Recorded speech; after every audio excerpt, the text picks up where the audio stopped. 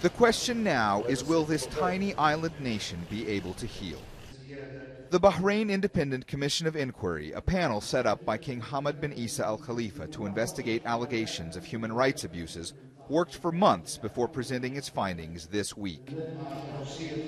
A highly critical report that said, among other things, Bahrain's security forces had used excessive force and torture against people arrested during the nation's Arab Spring protests. It said detainees were beaten with metal pipes and batons and threatened with rape and electrocution. We were going in and talking to prisoners. We talked to 1,300 prisoners. We went into every hospital. We talked to everyone. And this 20-year-old Ayat al-Kormozi says she was one of those prisoners. She feels the report is a step in the right direction, but doubts it will change much in her homeland. We want the result, not just talking. In June, al-Kormozi was found guilty of assembling at Pearl Roundabout and speaking out against Bahrain and the king. She was sentenced to a year in prison. This video shows her reciting a poem critical of the regime, which is what got her into so much trouble. First came her arrest in March. Then she says she was tortured, taken to a small cold room with blood on the walls.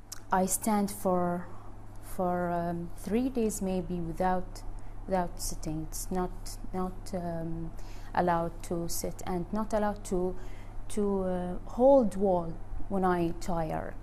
They beat me when I hold wall. They beat me a lot, especially at the night. She was released after 3 months behind bars. This experience teach me to not afraid, to be strong,